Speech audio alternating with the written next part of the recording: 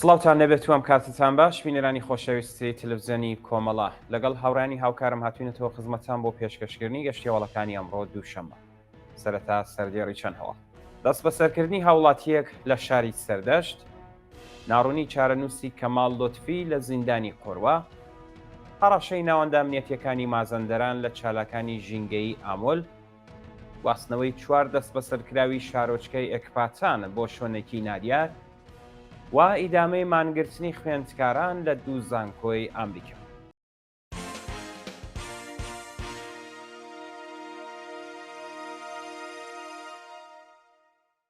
درێژەی هەواڵەکان دەست بە سەرکردنی هاوڵاتیەک لە شاری سەردەشت ڕۆژی یەکشەممە 16 گوڵان یەکێک لە دەست بە سەرکراوانی شۆڕشی ژینە لە شارۆچکەی ڕەبەتی سەردەشت بە ناوی ئارمان تەوبەکار بە مەبەستی تێپەڕکردنی ماوەی بەندکرانی دەست بەسەر کراوە. بە پێی زانیاریەکان ئارمان تەوبەکار هاوکات لەگەڵ برایەکی بە ناوی ئارام ناسراو بە پێشەوە لە ڕەوتی ناڕزایەتیەکانی شۆڕشی ژینە دەست بەسەر و پاش ماوەیەک لێپرسینەوە لەلایەن دادگای ئینقلابی مەهاباد بە 2 ساڵ و 1 ڕۆژ زیندان مەحکوم کرا کە زۆرترین سزا واتە 1 ساڵ و 1 ڕۆژی بۆ جێبەجێ دەکرێت. پێشتر ئارام تەوبەکار برای گەورەی ئارمان بە 8 مانگ زیندان و 74 زەربە شەلاق مەحکوم و بۆ زیندانی مەهاباد ڕاگەزرا بوو. ناڕوونی چارەنووسی کەماڵ لوتفی لە زیندانی قۆروا. کەماڵ لوتفی باوکی دادخوازی ڕەزا لوتفی لە گیانبەختکردوانی شۆڕشی ژینە لە شاری دێولان ماوەی 26 ڕۆژ لەلایەن ناوەندە ئەمنیەتیەکانی قۆروەوە ڕفێنراوە و زانیاریەک لەسەر چارەنووسی لەبەردەستانیە. کەماڵ لوتفی ساڵی ڕابردووش بۆ ماوەیەک لەلایەن ئیتلاعاتی شاری دێولان دەست بەسەر و بۆ زیندانی کامیاران ڕاگەزرا بوو. ئەو باوکە دادخوازە لە ماوەی بەندکرانیدا بەهۆی نەبوونی ئیمکاناتی بێهداشتی و دەرمانی لە زیندان و لە زیندانی ئەو شارە تووشی نەخۆشی پێستی دەگمەن دەبێت و ئێستا گیانی لە مەترسیدایە. بە وتەی سەرچاوەکانی هەواڵ بە دوواداچوونی بنەماڵەی لوتفی تا بە ئەمڕۆ ئاکامێکی نەبووە و نیگەرانی دۆخی تەندروستی ناوبراوە. خۆپیشاندانی خەڵکی بەلوچەستان دژ بە تاڵانکردنی مەعدەنی تەفتان. ڕۆژی یەکشەممە 16 گوڵان شارۆمەندانی بەلوچی دانیشتووی ناوچەی تەفتان لە ئاست تاڵانکردنی مەعدەنی زێڕی ئەو ناوچەیە لەلایەن سوپای پاسدارانەوە ناڕزایەتیان دەربڕی. بە پێی راپۆرتی چالاکانی بەلوچ قەرارگای خاتمولئەنبیای سوپای پاسداران چالاکیەکانی بۆ بەرهەمهێنانی زێر لە مەعدەنی تەفتان دەست پێ کردووە و هیچ کرێکارێکی بوومیش تێیدا کار ناکات.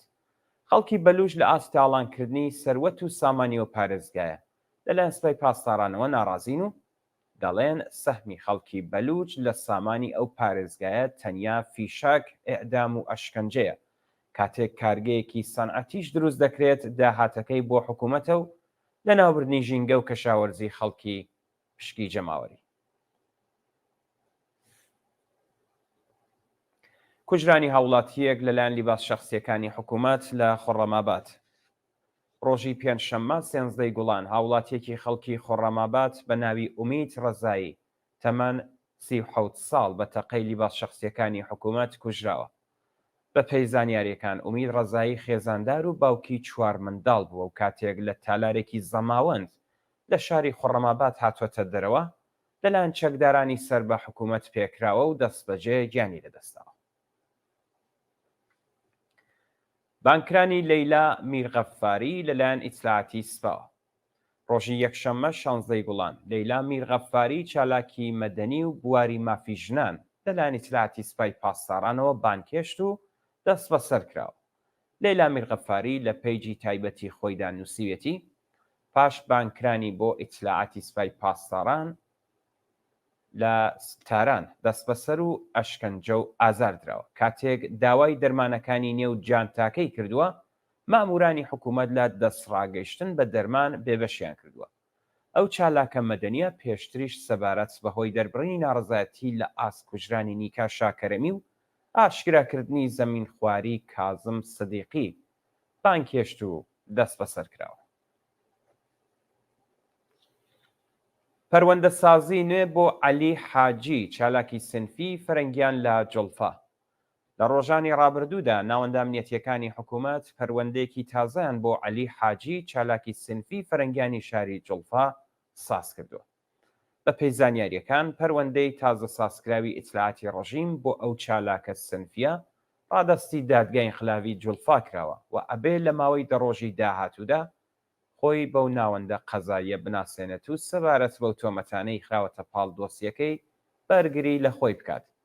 سازکردنی پەروەندەی نوێ بۆ ئەو چالاکە سنفیە لە حاڵێکدا کە هێشتا دەرەنجامی پەروەندەی پێشووی عەلی حاجی کە بە تێکدانی بیرروڕای گشتی تۆمەتبار کرابوو ڕوون نەبووە. هەڕەشەی ناوەندە ئەمنیەتیەکانی مازەندەران لە چالاکی ژینگەیی ئامۆل. بە پێی راپۆرتی ڕێکخراوەکانی مافی مرۆڤ ژمارەیەک لە چالاکانی ژینگەیی شاری ئامۆل لە پارێزگای مازەندەران بەهۆی بڵاوکردنی ڤیدیۆیەک لەسەر ڕووخاندنی ژینگە لەلایەن ئیتلاعاتی سوپای پاسدارانەوە هەڕەشەیان لێکراوە.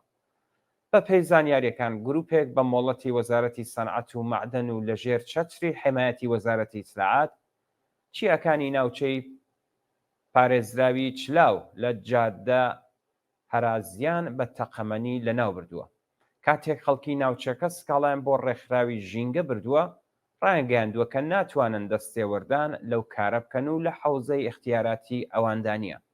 بە دوای بڵاوکردنی ڤیدیۆی لەناوبردنی ژینگە و سروشتی ناوچەکە لەلایەن گوندنشینان ئیتلاعاتی سوپای پاسداران لە ڕێگەی پەیوەندی تەلەفۆنیەوە هەڕەشەی لە بەڕێوەبەرانی کاناڵە تەلەگرامیەکان کردووە و وشاری هێناوە بۆ ئەوەی کلیپەکە بسڕنەوە.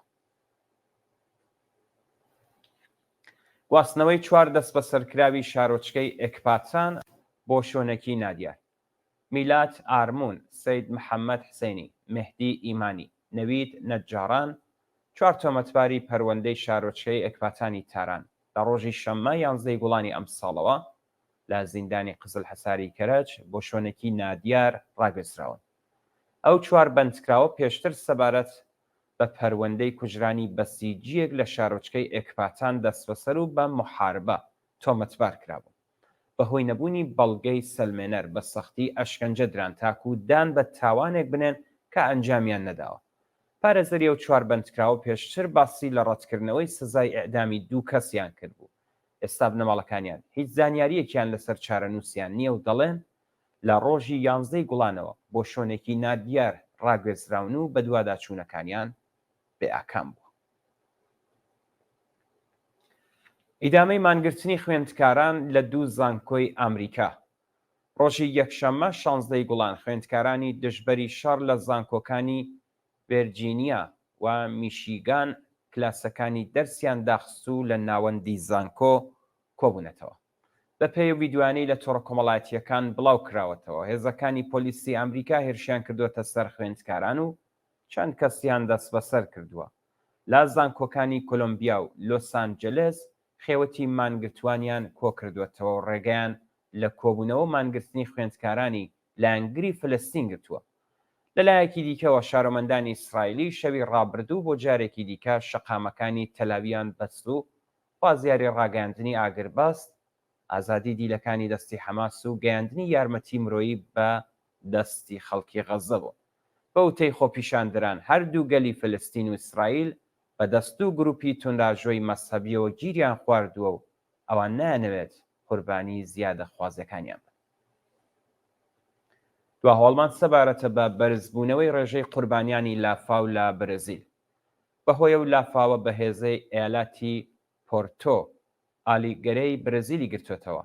ڕێژەی قوربانیان بەردەوام لە زیادبووندایە. بەوتەی بەرپرسانی ئیالاتی پۆرتۆ ئالیگەرێ تا ئێستا 87 کەس گیانیان لەدەستا و 373 کەسی دیکەش بێسەر و شوێن بوون. هەروەها زیانێکی زۆر بە کەشاوەرزان، ئاژەڵداران و شارۆمەندان گەشتووە و 7,000 کەس ئاوارەی ناوچەکانی دیکە بوون.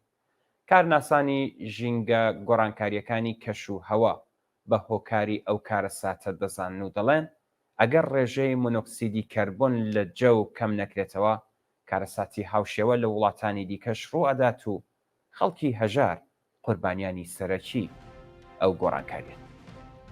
بەڵازدەن خۆشەویستان گەشتیەوەڵەکانی ئەمڕۆتان پێشکەشکرا. فەرمون بۆ بینینی درێژەی بەرنامەکانی تەلەڤیزیۆنی کۆمەڵ.